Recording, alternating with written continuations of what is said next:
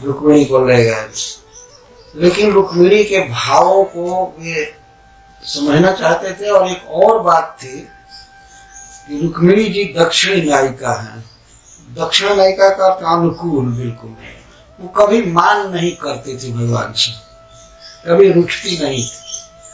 लेकिन भगवान को इच्छा बनी रहती थी कि रुक्मिणी कभी रूठे और मैं इसको मनाऊं, तो भगवान की इच्छा रहती है। पर रुक्मिणी जी इतनी भोली भाली सीधी साधी अपनी पत्नी है, वो कभी रुठती नहीं। और सत्यभामा जी हमेशा रुठती ही रहती है। उनका स्वभाव ऐसा है, रूठी हुई प्रिया को मनाने में जो सुख मिलता है वो तो प्रिय लोगों को मालूम होगा। भगवान भी इस रस के लिए तरस रहे थे। रुक्मिणी जी से उन्होंने थोड़ा सा ऐसा वचन कहा कि वो सोचते थे कि रुक्मिणी रूठेगी और डांटेगी, कभी ऐसे हमसे मत बोलना, आज से मैं तुमसे नहीं बोलूंगी, क्यों इस प्रकार की बात बोल रहे हो। लेकिन हो गया उल्टा। भगवान कहे कि रुक्मिणी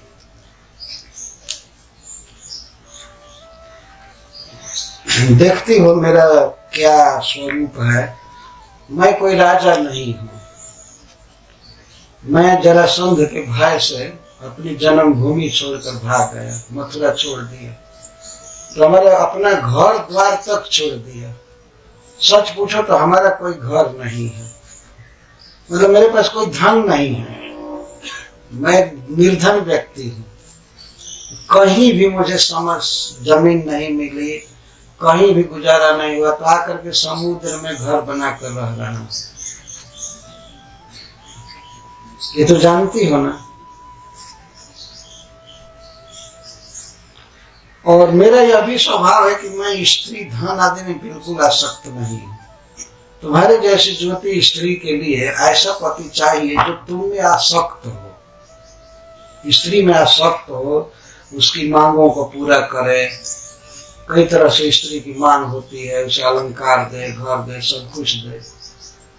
लेकिन मैं चूंकि आसक्त नहीं हुआ तो मैं कब तक कुछ करूंगा कोई ठिकाना नहीं। और हमसे जानती हो कौन लोग प्रेम करते हैं? ये फकर बाबा जी लोग हमसे प्रेम करते हैं। सांसारिक सुख चाहने वाले लोग हमसे प्रेम नहीं करते हैं, और इसलिए कि मैं प्रतिदान करता नहीं। इसमें भी रहस्य था भगवान की बोलने का। ये देखो, किसी स्त्री लंपट राजा से विवाह कर लो, हमसे आशा मत करो कि ये सुख देंगे, ये करें, वो करें। हम कब तक है, कब छोड़ देंगे, कोई ठीक नहीं। और हमको वैसे ही निर्धन बाबा जी लोग ही अच्छे लगते हैं। हम सब धन स्त्री में आसक्त नहीं है। तो मान लीजिए अगर रुक्मिणी पूछती कि तब आप क्यों गए, हाँ गए थे कुंडनपुर, आप क्यों गए थे मेरा अपहरण करने के लिए? तो भगवान का अपने आप ही एक प्रश्न की आशंका करके कहते हैं, असल बात है रुक्मिणी की ये शिशुपाल आदि, जरासंध आदि जो थे, वो मुझसे बहुत द्वेष करते हैं और बनते हैं बहुत अपने को वीर। तो उनका मान मर्दन करने के लिए मैं गया था, वास्तव में तुम्हारे लिए नहीं गया था।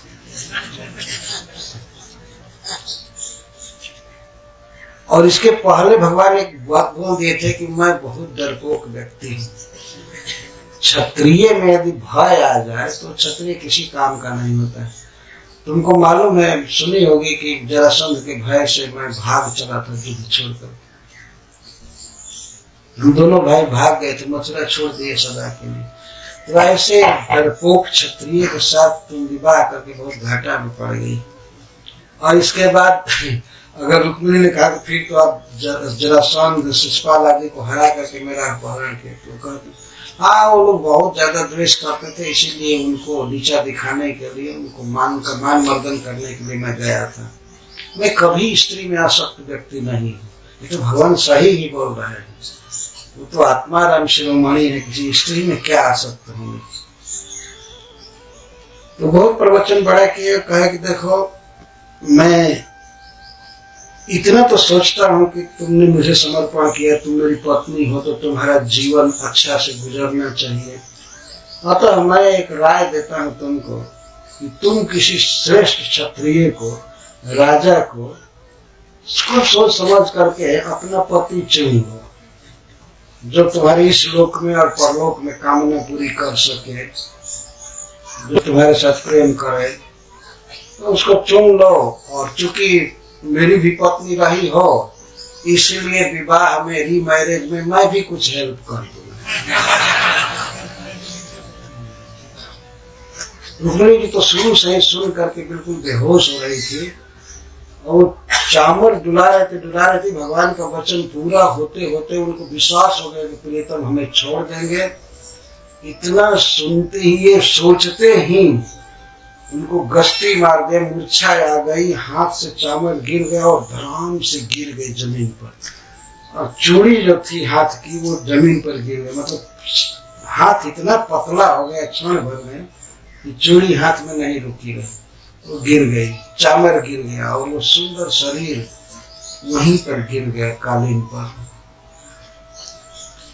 भगवान ये सब देख रहे थे। गिरते ही भगवान तुरंत चतुर्भुज रूप से होकर के उठाए प्रिया को। 4 भुजा इसलिए प्रकट कर लिए कि केस सहलाना था, आंसू पोंछना था, स्तन को पोंछना था, कई काम थे, इसलिए भगवान तुरंत उठा ले, उठा करके अपनी गोद में बैठा ली।